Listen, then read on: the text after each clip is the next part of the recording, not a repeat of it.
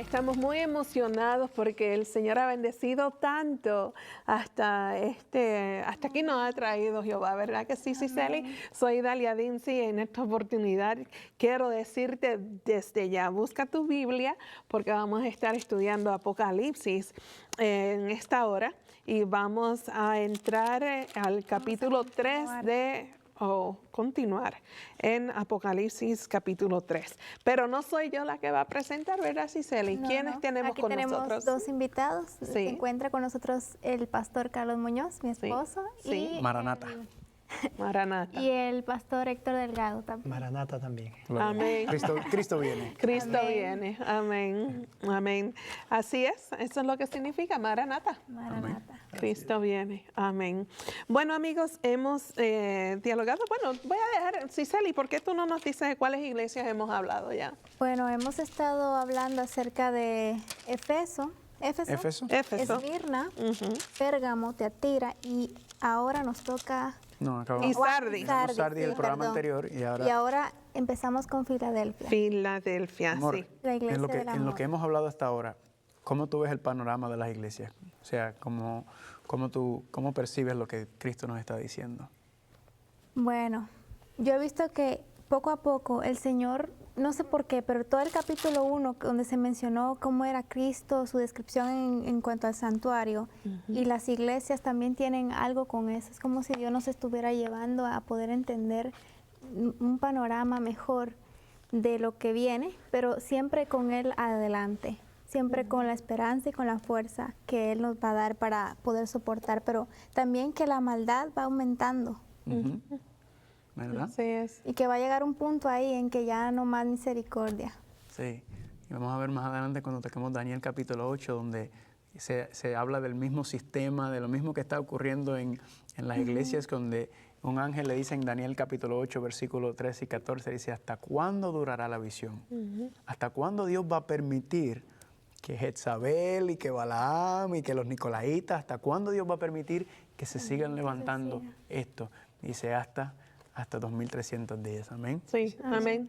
Sabes que también lo que se me viene a la mente es que Dios espera de nosotros ser mejores mayordomos en la iglesia, porque vemos que nos estamos, no sé si la palabra es rebelde, porque no seguimos lo que ya sabemos, sino que hay algunos jalando para un lado, jalando por el otro, y desafortunadamente la unidad no existe. No existía en esas iglesias y tampoco existe hoy. Así que Dios nos está llamando o nos está diciendo, tú que tienes oído, escucha lo que el Espíritu tiene que decir, y es arreglar nuestras vidas, arrepentirnos y tener nueva vida en Cristo Jesús. Amén. Pastor. La perspectiva del gran conflicto es la respuesta a su planteamiento. Usted percibe una lucha. No ha habido manera de que haya una armonía completa. Sí. No podemos esperar que exista, porque mientras el mal exista, hará oposición al bien. Sí, así Entonces, es. la perspectiva del gran conflicto en el sistema teológico que nosotros entendemos y vemos es la respuesta, una lucha y el ser humano y el pueblo de Dios en medio del fuego cruzado de esa batalla. Éfeso, noten el deterioro. Éfeso puso a un lado el primer amor. Sí. Esmirna luchó contra la sinagoga de Satanás. Sí. Pérgamo permitió a Jezabel y los falsos maestros y la falsa doctrina. Ahora en el periodo de Tiatira encontramos que la iglesia tolera. Tolera. Y el verbo, la expresión griega denota una tolerancia continuada. No estamos hablando de un problemita que se toleró un tiempo, estamos hablando de grandes periodos de tiempo donde fue tolerado, y al ser tolerado la descomposición siguió profundizando a tal punto que se estructuró y tomó forma corporativa el mal. Sí, tanto que en el versículo 21 cuando dice le he dado tiempo para que se arrepiente, es como esa palabra tiempo se utiliza mucho en muchos contextos en la Biblia como un tiempo profético que Dios está diciendo, yo voy a dejar que usted siga con esto, pero va a llegar un momento en que mi paciencia, ¿verdad?, llega a su corte. Basta ya. Bueno, vamos a orar para entrar al tema. Vamos a estudiar lo que es la iglesia a Filadelfia y la Odisea. Oremos. Padre amado, venimos ante ti agradecidos, oh Jehová, por tu palabra y gracias por el Espíritu Santo que nos acompaña y nos abre nuestra mente. Te pedimos, Señor, todo entendimiento, discernimiento, Señor, y dirige nuestras mentes, nuestros labios. Y bendice cada persona sincera que está buscándote de todo corazón. Amén. Anhelamos que tú llegues pronto y que tener esa reunión familiar contigo en los cielos. En el nombre de Jesús. Amén. Amén. Amén.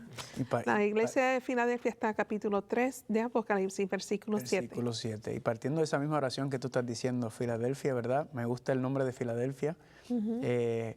Significa el amor fraternal, ¿verdad? Amén. Si se acuerda, habíamos leído que tú muy bien notaste que en Esmirna fue la única iglesia que habíamos estudiado que no había arrepentimiento. Sí.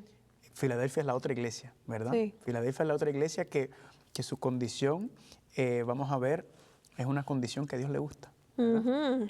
Vamos a descubrir vamos a- lo que dice. Vamos a leer el versículo 7, amor, ¿quieres leer? Dice, escribe al ángel de la iglesia Filadelfia. Esto dice el santo, el verdadero, el que tiene la llave de David, el que abre y ninguno cierra, y cierra y ninguno abre. Amén. El santo ya está hablando, ¿verdad? De la divinidad de Dios, ¿verdad? De su grandeza, el verdadero. Cristo dijo, yo soy el camino, la verdad y la vida, ¿verdad? Amén. Pero algo que no habíamos leído anteriormente y no tocamos es que dice que tiene la llave de David, el que abre y ninguno cierra, y cierra y ninguno abre.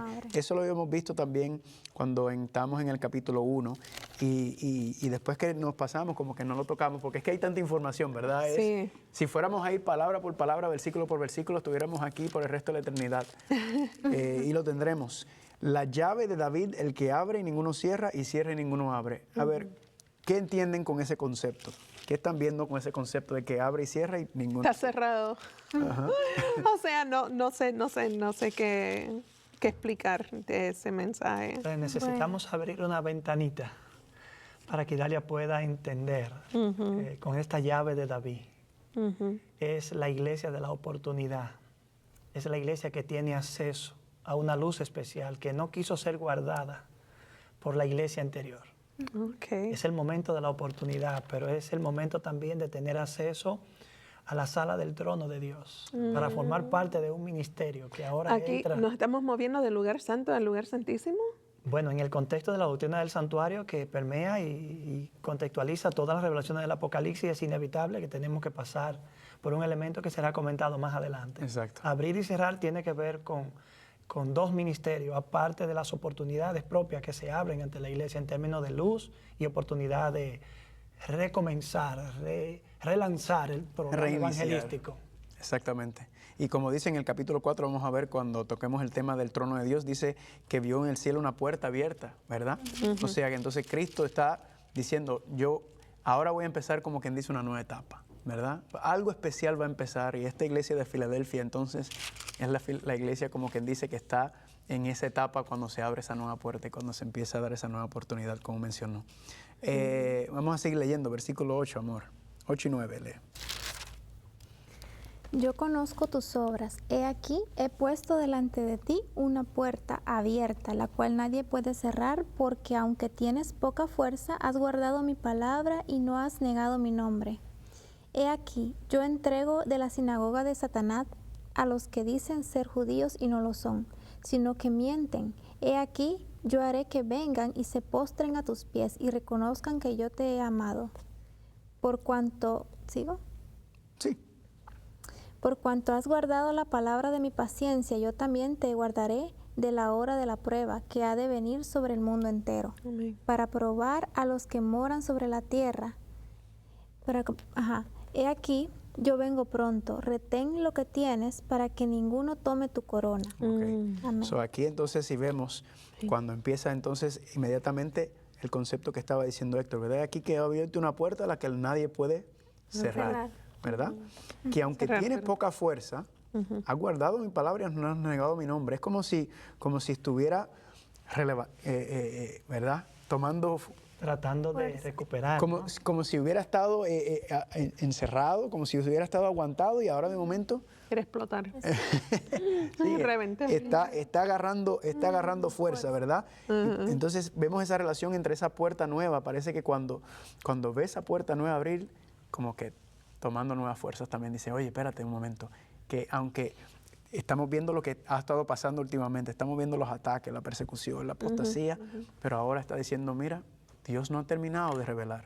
Dios no ha aguantado, sino que Dios todavía tiene más, ¿verdad? ¿Cómo tú ves esa dinámica ahí? Aunque tiene pocas fuerzas, me llama la atención. Es un cuerpo que parece débil, son pocos, es pequeño.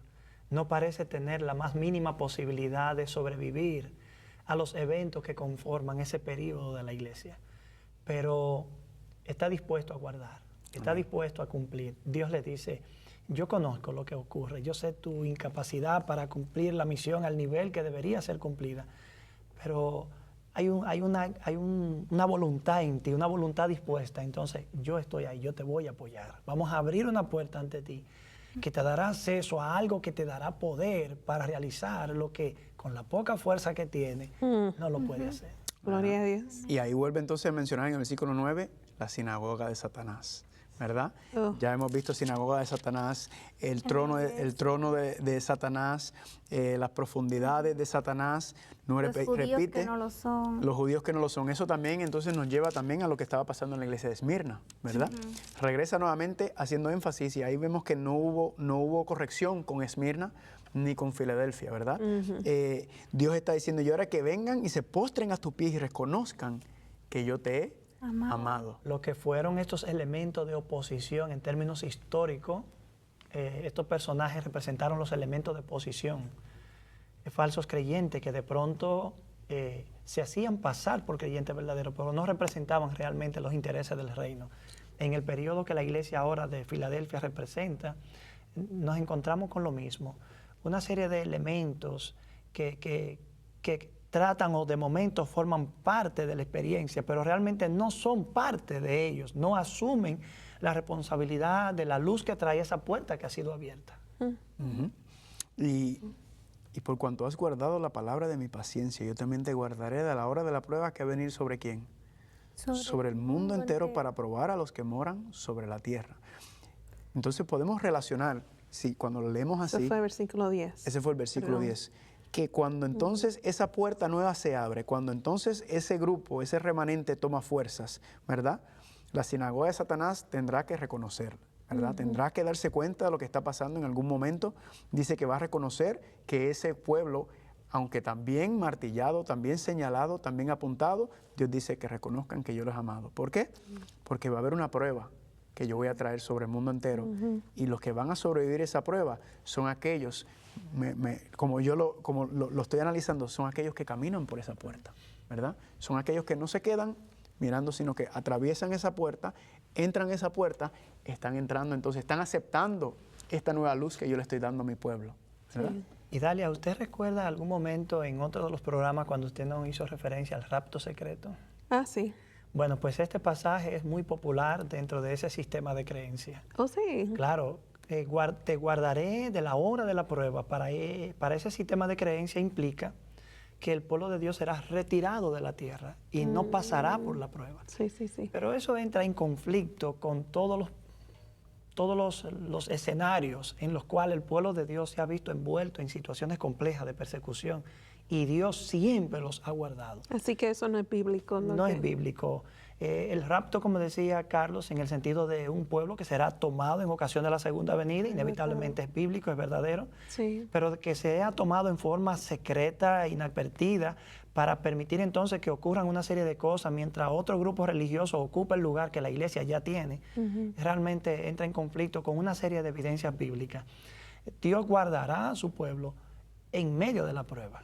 Amén. Por eso más adelante encontramos que cuando la prueba finalmente viene en camino, ya Dios ha sellado a su pueblo Amén. para que pueda pasar por el esa momento prueba. de la prueba. Y eso lo vemos también cuando vemos en Apocalipsis 16, que vamos a ir más adelante hablando de las 7 plagas, ¿verdad?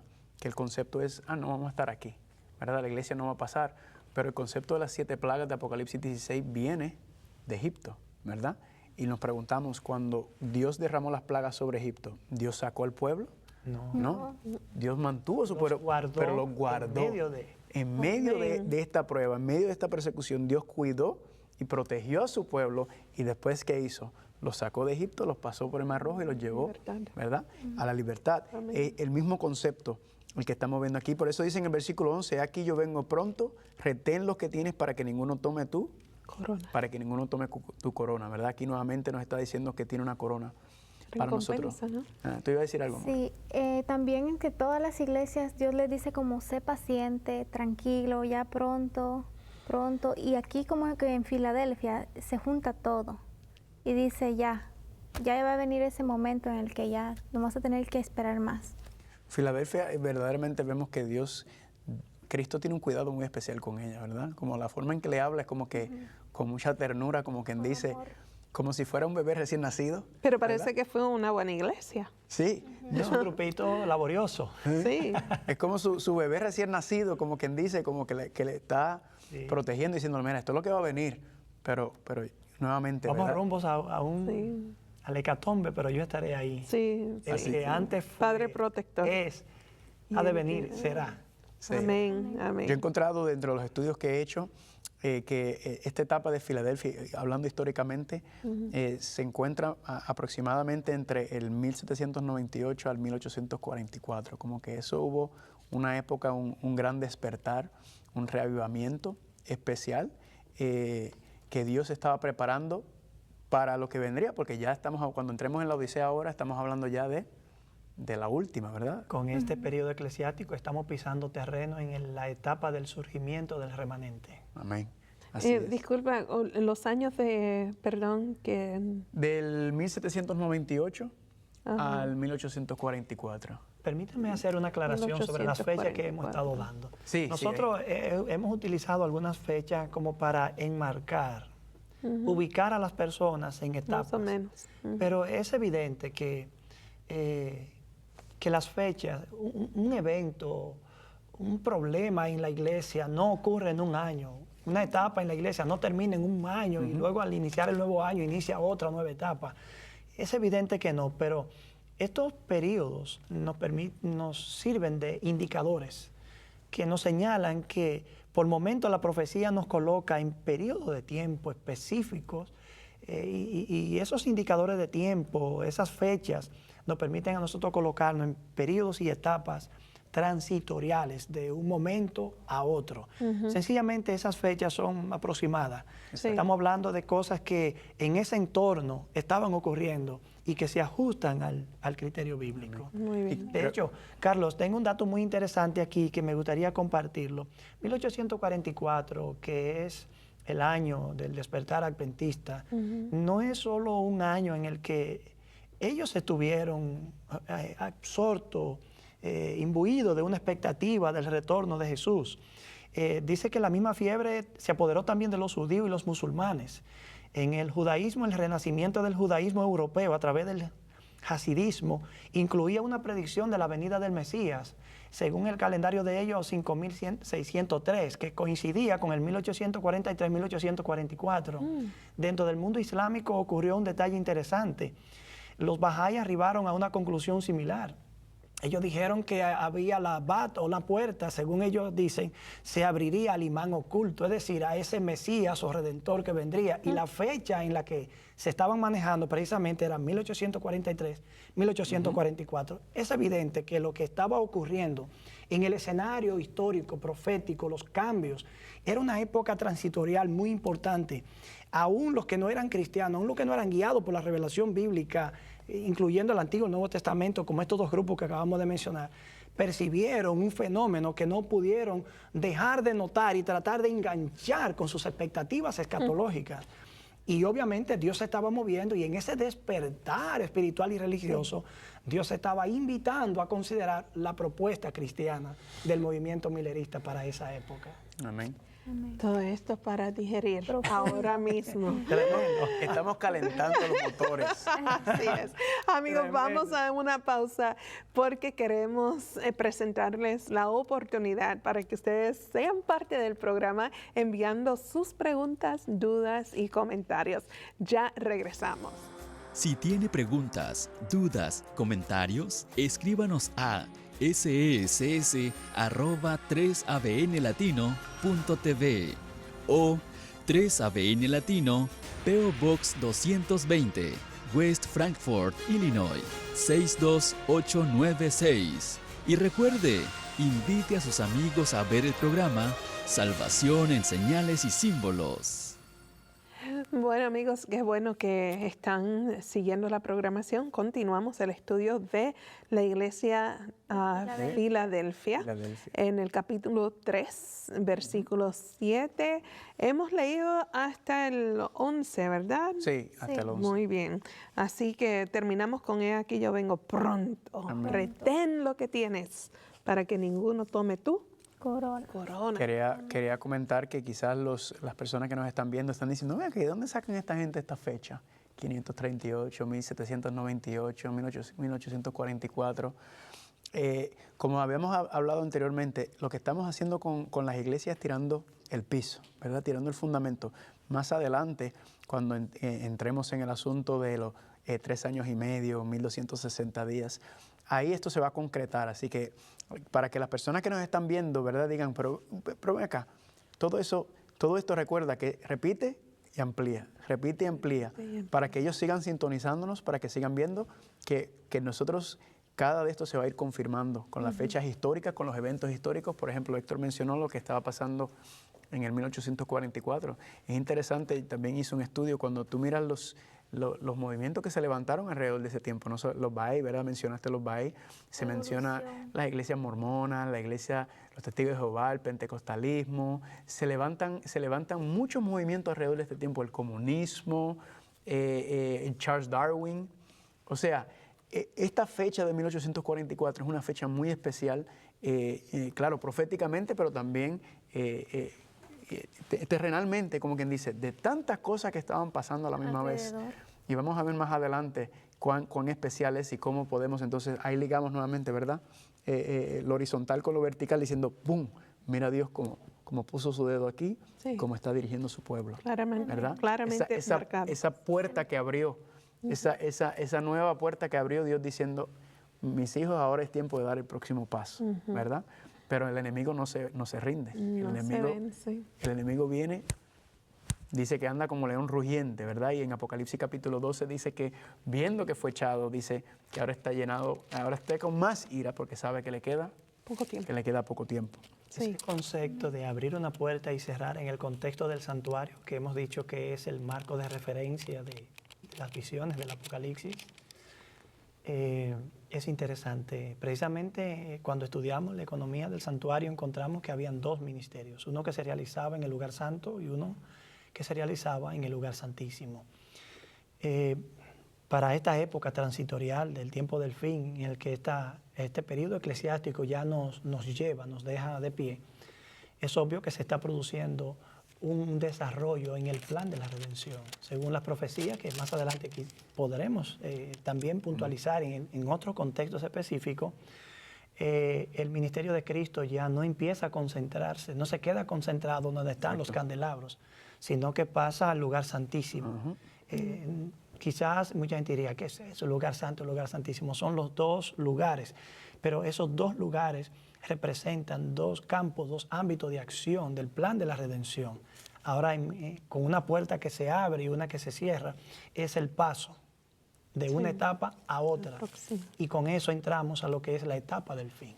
Por eso el pueblo de Dios percibió el movimiento, vio en la profecía las señales, y al estudiarlo hace contacto con esa verdad y no puede más que comunicarla y dejarla saber al pueblo. Y en Daniel 8, hablando de eso, en Daniel 8, cuando ve la visión del cuerno pequeño que está pisoteando el santuario, está pisoteando el plan de salvación, y el ángel le dice, ¿hasta cuándo va a permitir Dios que continúe el cuerno pequeño? Que vamos a ver que está ligado con el sistema de la bestia, eso. ¿Hasta cuándo Dios va a permitir, verdad?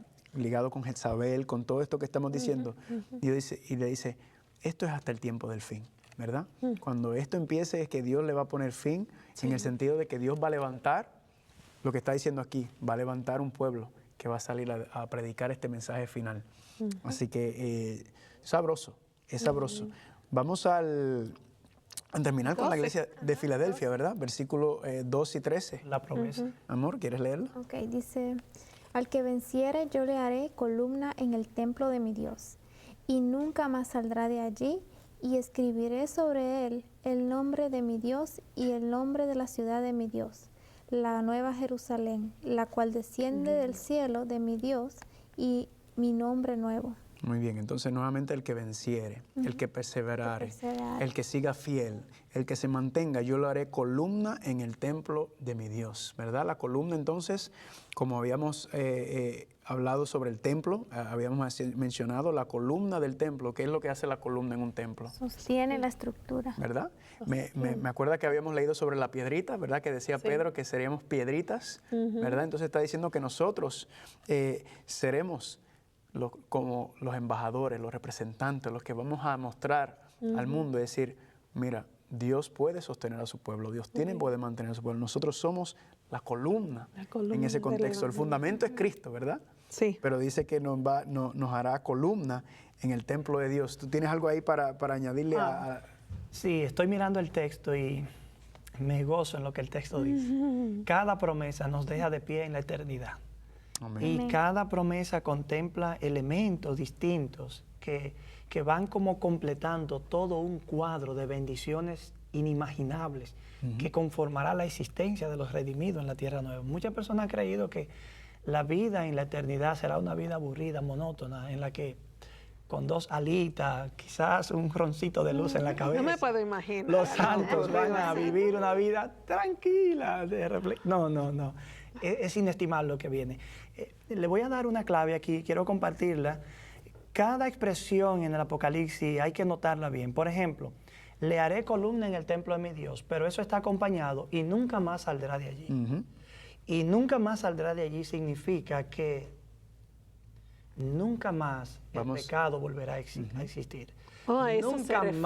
Nunca más la rebelión ocurrirá. Nunca más un hijo de Dios se irá de su presencia. Nunca más.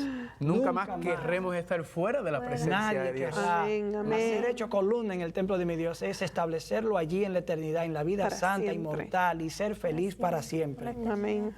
Luego dice que también nos será dado un nombre, se escribirá un nombre. En Apocalipsis 14 habla de que los sellados tienen el nombre del Padre y el nombre del Hijo en la frente, lo que indica el carácter. Y luego el nombre de la ciudad de mi Dios, que desciende del cielo. Esa expresión que desciende del cielo me conecta con Apocalipsis 21, porque en el verso 2 y el 10 se habla de la Jerusalén y se ratifica que desciende del cielo de mi Dios. Pero luego la cualidad de la ciudad se describe, la ciudad santa. Es el elemento de la santidad que se incorpora en el carácter. Un Dios santo vivirá la eternidad con criaturas santas. Amén. Amén. Amén. Y nos preguntamos, ¿será que llegaré a esa perfección? ¿Será que lograremos estar así tan fuertes? Bueno, todo lo puedo en Cristo que me fortalece, Amén. ¿verdad? Amén. Exacto. Es importante notar que la perfección en la Biblia, cuando dice, seréis perfectos como mi Padre, ¿verdad? Jesucristo lo dice en Mateo capítulo 5. A veces las personas dicen, ay, yo no puedo llegar a esa perfección. Ay, ustedes, yo no soy perfecta, pero ustedes sí. ¿Verdad?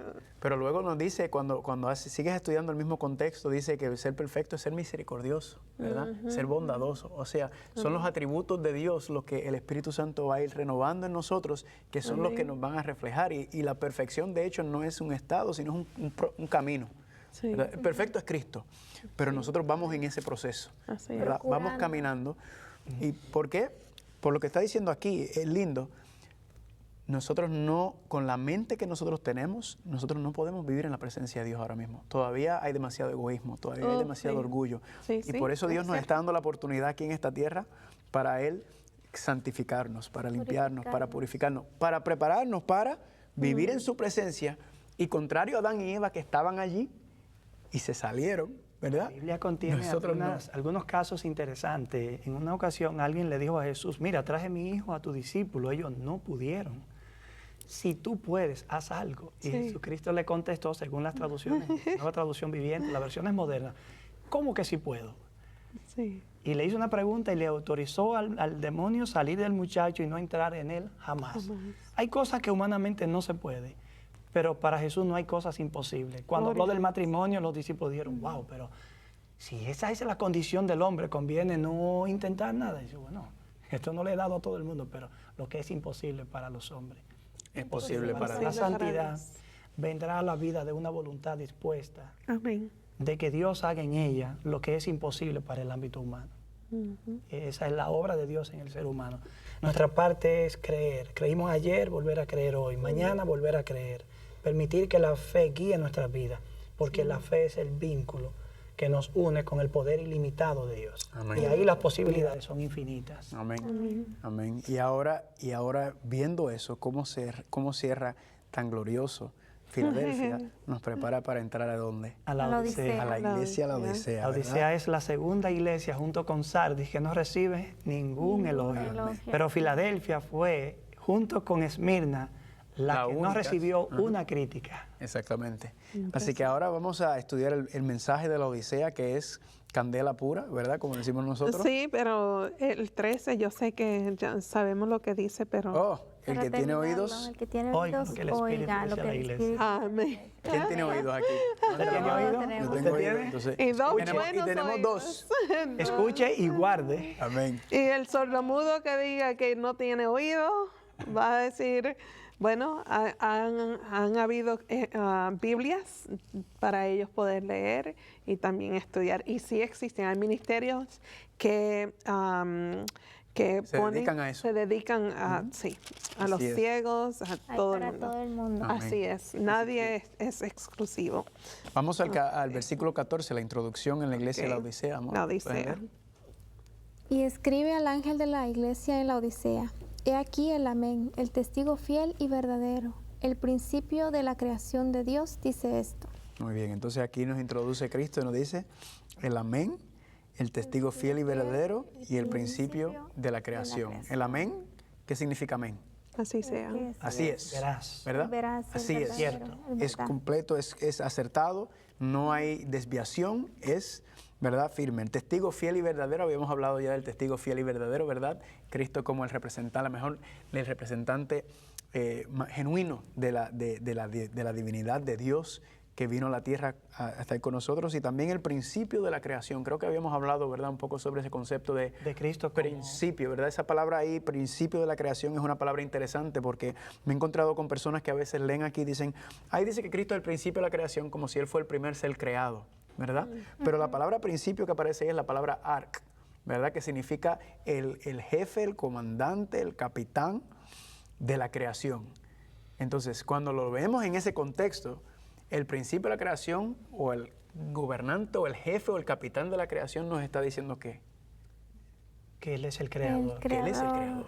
Claro. ¿verdad? También la palabra puede ser traducida origen, el origen de la creación. Y correcta y adecuadamente, nuevamente entonces se ratifica que Él es el creador. Amén. De hecho, si Jesús dijera que Él es una criatura, no estuviera ni siquiera cerca de resolver el problema de la Odisea. Pero que cuando Cristo se autodefine como el creador, como el amén, el uso primero del amén es un nombre de Dios en el libro de Jeremías.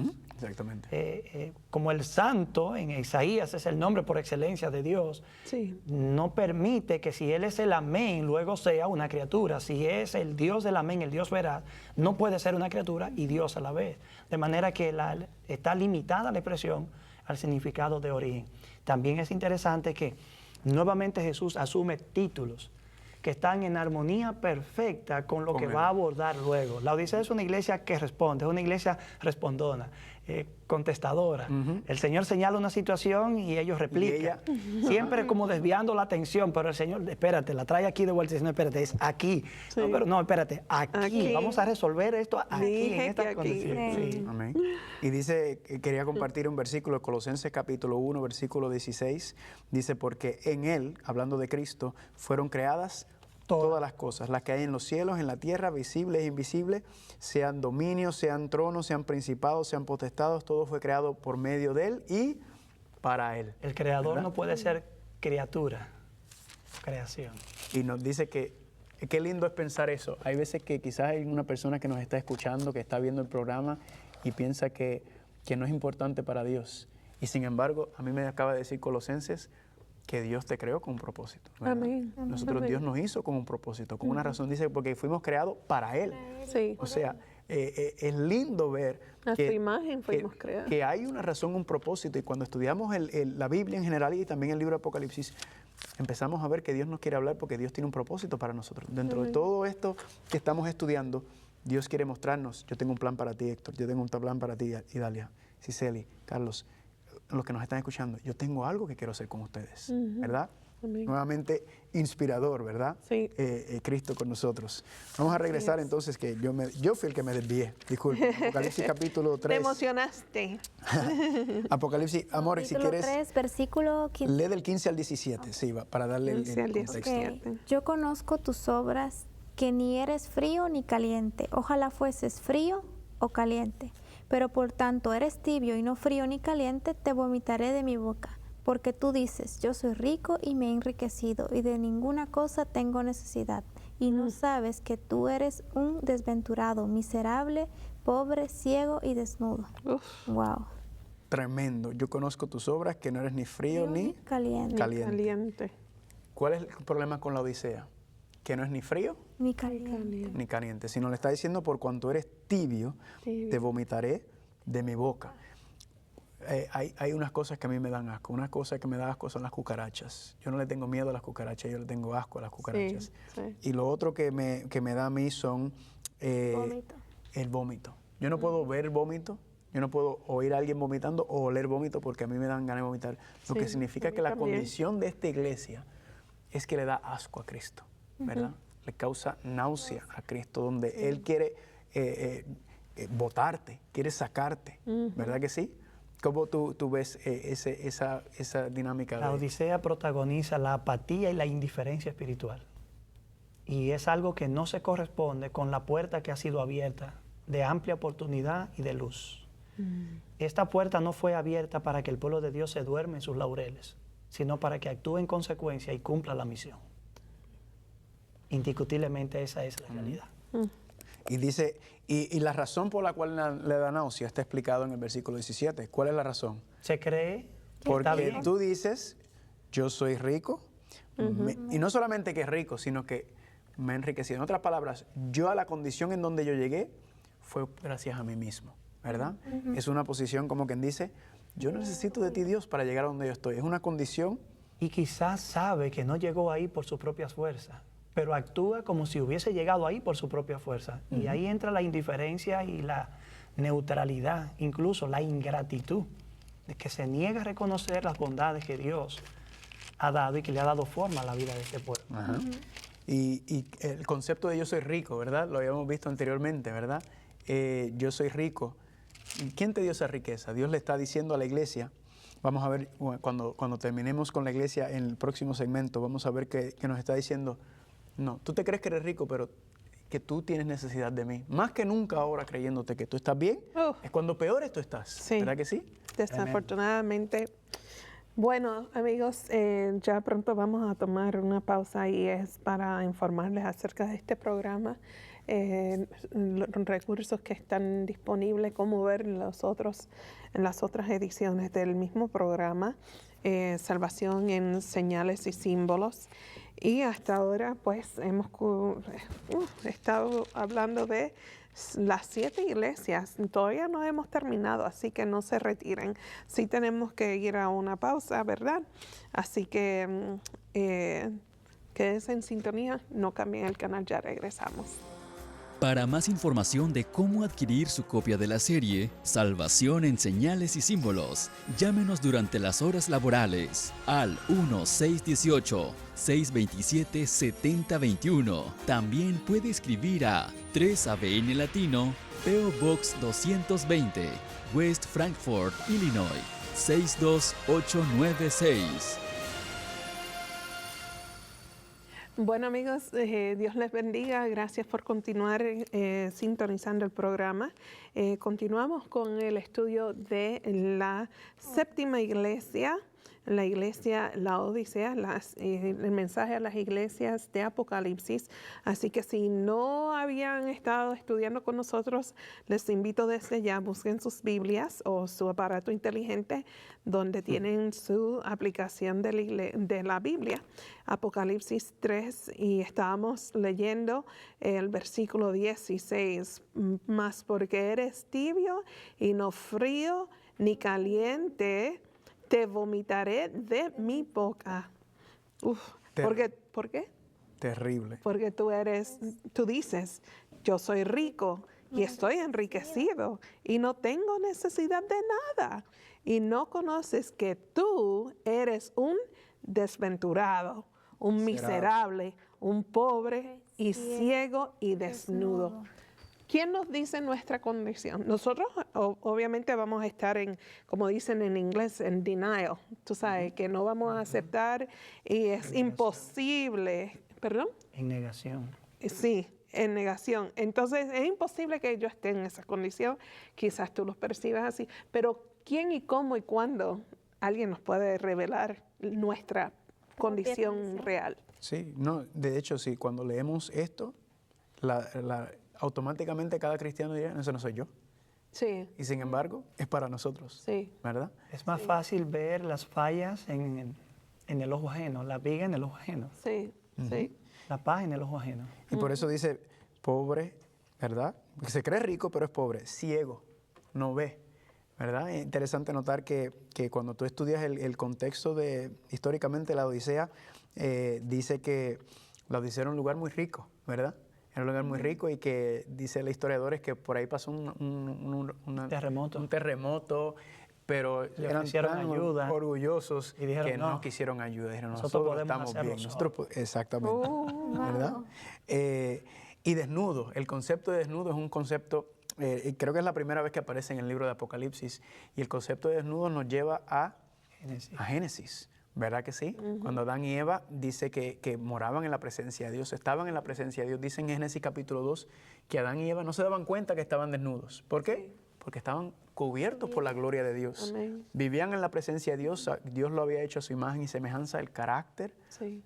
pero lamentablemente le abrieron la puerta al enemigo, ¿verdad? El enemigo entonces entró por ahí y luego nos dice en Génesis 3 que interesante que cuando Dios oyeron la voz de Dios, ellos se escondieron y luego dicen ellos, Adán le dice a Dios, ¿y quién te dijo que, dónde tú estás? ¿Verdad? ¿Y qué le dijo Adán? Oh, me escondí. Me escondí. ¿Por qué? Miedo. Porque tuve miedo y Estoy porque estoy desnudo. Pero sin embargo dice que se taparon con hojas de higuera, Sí. ¿verdad? Claro, eso hay explicaciones espirituales profundas. Y Indiscutiblemente. nos recuerda Hebreos capítulo 4 cuando habla de también en el mismo contexto de la espada, dice que ante Dios no hay nada escondido. Dios todo lo ve, Dios ve el pecado. En este contexto la desnudez representa que no está cubierto por algo porque Dios tuvo que hacer que, dice en Génesis 3:21 que Dios dijo, esas vestiduras no sirven, sino que yo te tengo que cubrir con la piel de qué? De un cordero. Ahí mostrando desde el momento, me encanta porque desde el mismo momento que el ser humano cae, en el mismo momento Dios entonces aplica la gracia, ¿verdad? Te iba a decir algo, Héctor. Amén. Sí, me quedé pensando en una de mis obras sobre la justificación por fe. Yo hice una comparación entre el cuadro que presenta Génesis con la caída del hombre y la creación y la Odisea. Yo concluí lo siguiente: en Génesis encontramos la primera conversación creador-criatura caída. En la Odisea encontramos la última conversación del creador con la criatura caída. En Génesis encontramos desnudez por causa del pecado. Encontramos desnudez aquí. Sí. Allí encontramos pecado de autojustificación. Sí. Y yo no, fue la esposa. Ajá. La esposa. Señalando. Exacto, fue la esposa. Y aquí encontramos precisamente el pecado de autojustificación. Yo soy rico. Yo soy rico, no estoy bien. Allí encontramos al Señor proveyendo una vestimenta. Aquí encontramos a Dios ofreciendo una vestimenta. Allí encontramos una pareja arrepentida. De otra manera, Dios no hubiese podido cubrirnos con el manto exactamente. que le hizo. Y aquí encontramos la opción del arrepentimiento como única alternativa Sí. para ver. Así que hay una relación temática o teológica, si se quiere, en ambos pasajes. Y creo que la Odisea tiene solo una alternativa, y es la alternativa del arrepentimiento. Alguien dijo, la senda que conduce hacia el cielo pasa por el arrepentimiento. No hay manera de llegar allí sin esa realidad. Y a mí me toca el corazón profundamente una expresión que hay ahí. Y no sabes. Ese y no sabes, me parece a mí, si no me equivoco, que es el segundo y tú no conoces. Y el primero aparece en el contexto de la crucifixión. cuando Jesús dijo, Padre, perdónalo porque ellos no saben lo que hacen. La ignorancia espiritual, la apatía, la indiferencia, el rechazo del plan de Dios puede llevarnos a nosotros, aún profesando el nombre de Dios, a hacer cosas terribles. La Odisea tiene que atemperar al llamado divino, tiene que arrepentirse, tiene que autoevaluarse, autoexaminarse y rendirse a los pies del Creador. Y ahí viene también el concepto de la Odisea, la iglesia del juicio, el juicio de la iglesia. Del pueblo. O sea, arrepiéntete. Ahora, cuando entramos en esta última fase, ¿verdad? Ya la iglesia después del 1844, lo que Dios está diciendo es, esta es tu última oportunidad, ¿verdad? Ya es hora de que o estás o no estás. Como quien dice, la puerta, ya esta puerta está por cerrar, ¿verdad? Va a llegar un momento muy pronto en que la puerta cierra y esta cierra, así como abría aquella y nadie la puede cerrar, yo pronto voy a cerrar una puerta y nadie la va a volver a poder abrir. Es, podríamos decir, el último llamado de Dios, la última amonestación de Dios a la tierra. Y me gusta como Dios entonces también, incluso en el versículo 18, Dios le da la respuesta, ¿verdad? Dios le da el remedio para la condición de tibio. ¿Cómo dice ahí, amor? Leer el versículo 18. Por tanto, yo te aconsejo que de mí compres oro refinado en fuego, para que seas rico, y vestiduras blancas para vestirte, y que no se descubra la vergüenza de tu desnudez. Y unge tus ojos con colirio para que veas. Yo reprendo y castigo a todos los que amo. Sé pues celoso y arrepiéntete. Amén. Ahora todo lo que habíamos leído hasta el versículo 17, ahora Dios le da el antídoto, podemos decir, ¿verdad? El remedio para cada una de esas condiciones, ¿verdad? ¿Tú te crees que eres rico? Tú tienes que comprar el oro refinado de mí. ¿Tú piensas que tú estás desnuda? Pues tú tienes que vestirte con las vestiduras de vestirte, ¿verdad? ¿Tú eres ciego? Tú necesitas ponerte ojos, unge ojos como colirio para que veas. Cada uno de estos pasos, entonces, tenemos que mirarnos y decir, ¿seré yo ciego? ¿Seré yo desaventurado? ¿Seré miserable? ¿Seré pobre? ¿Seré desnudo? Pues si lo soy, la única manera que puedo saberlo, porque como tú dices, ¿qué dice la Odisea? No sabe, ¿verdad? No sabe. Dios le dice, tú no sabes. Entonces, yo reprendo y castigo a todos los que amo, sé pues celoso y arrepiéntate. Significa que esto es un mensaje de amor, ¿verdad? Independientemente de la condición tan baja que ha caído la iglesia de la Odisea, Dios le está dando esa última oportunidad, ¿verdad? Dios, aún a pesar de todo lo que ha hecho, Dios está todavía permitiéndole a ella para que ella pueda accesar a su presencia.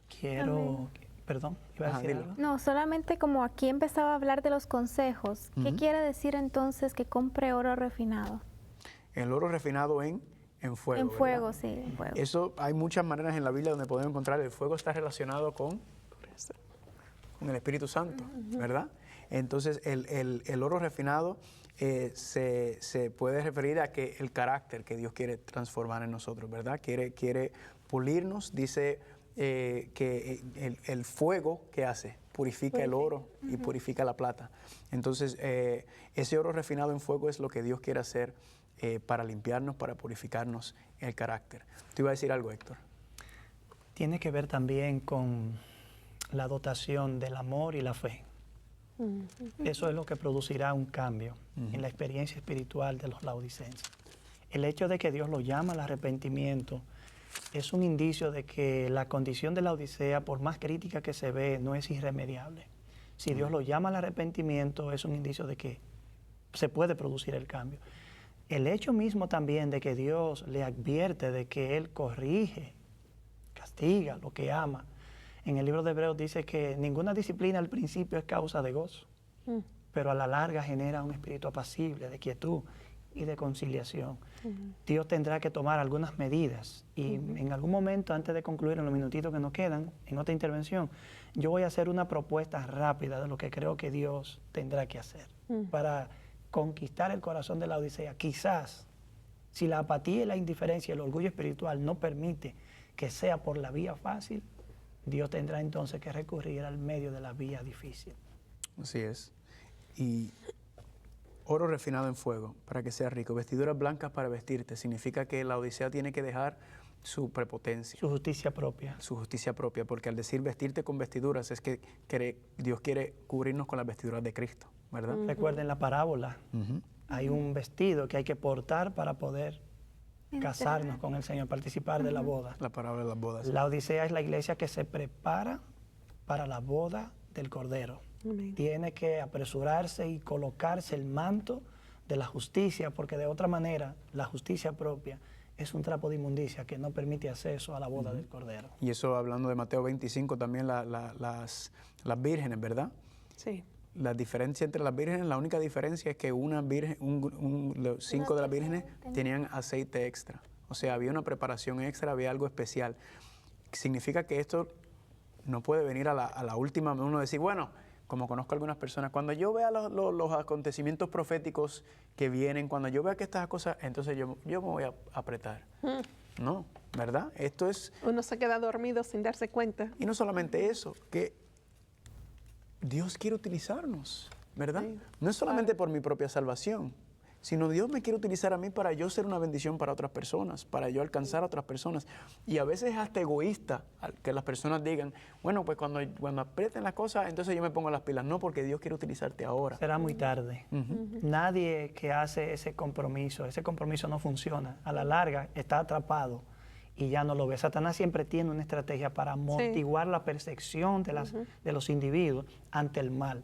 En esa etapa también tomará otra decisión a sí mismo, relativista, comprometida, sin compromiso real con la palabra de Dios. Sí, Iba a Satanás, decir digo que Satanás siempre aprovecha para meter en duda o bajo autoestima. ¿Tú me entiendes? No soy lo bueno suficiente, así que ni me voy a meter en eso porque no soy bueno. Dios no me va a aceptar, Dios mira mi manera pecaminosa, así que me he extraviado demasiado para regresar a Dios. Entonces, les quiero decir, ustedes no son Dios y ustedes no son el quien decide, porque si tú buscas de Dios, Dios no te va a rechazar, ¿verdad? Y nunca es muy tarde. Así que no importa cuántos años. Yo he tenido personas que me dicen el libro de Apocalipsis de memoria, pero... Ok, siéntate y explícame palabra por palabra, versículo por versículo. Es una cosa, saberlo de los dientes para afuera, pero hay que interiorizarlo, exacto, profundizar.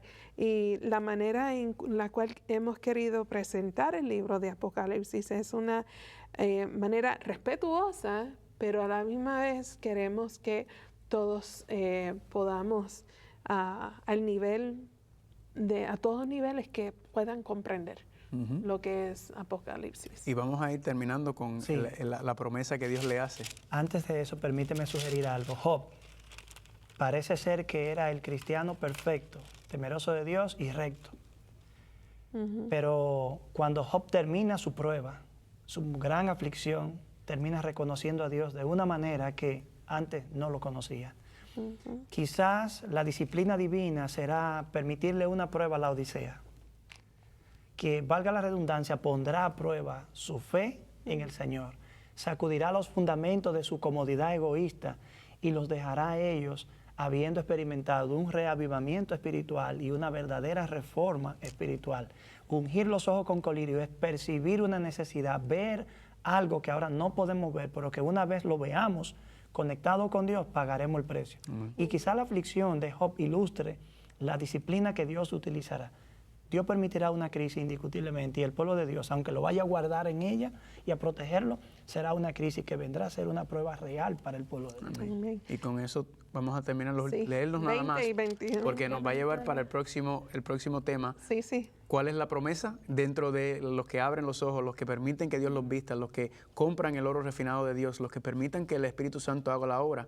Y aquí yo estoy a la puerta y llamo. Si alguno oye mi voz y abre la puerta, entraré a Él y cenaré con Él y Él Conmigo. nuevamente Dios queriendo tener una relación íntima con nosotros, ¿verdad? Queriendo acercarse, cenar con alguien. Usted no invita a cualquiera a su casa a cenar, ¿verdad? Esto es algo íntimo, es una relación íntima. Y luego dice, al que venciere, al que perseverare, le daré que se sienta conmigo en mi trono, así como yo he vencido y me he sentado con mi Padre en su trono.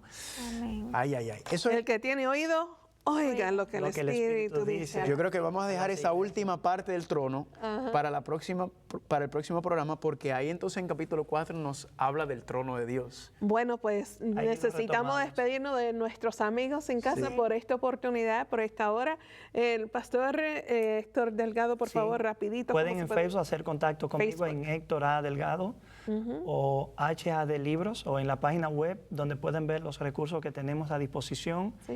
hadlibros.org. Muy bien, entonces Amazing Facts, es Descubriendo el Apocalipsis. Gracias, claro. Eli. En YouTube y en Facebook, y también por medio de nosotros les enviamos los links para Amazing Facts. Tiene mucho material en español, tiene mucho estudio, muchas cosas. Aparte de los estudios que nosotros hemos hecho, las notas, los temas, presentaciones, mucho material. O sea, no hay ninguna excusa, ¿verdad? Si tienen preguntas también pueden ir a Exacto. Lo que la gente va a quedar es que después de esto lo que hemos hecho es tirar un cemento, tirar un fundamento. La gente entonces va a tener recursos de más para seguir estudiando y profundizando. Sí, esto es más bien para motivar, ¿verdad?, al estudio del libro del Apocalipsis.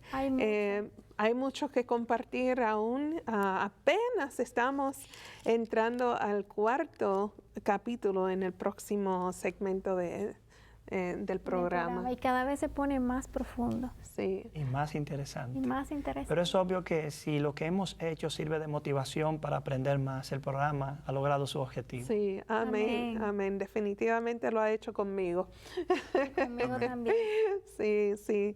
Bueno, pues apartamos tiempo, amigos. Es hermoso podernos levantar bien tempranito antes de que nadie más se despierte en la casa para poder pasar un momento con Dios. Y es impresionante.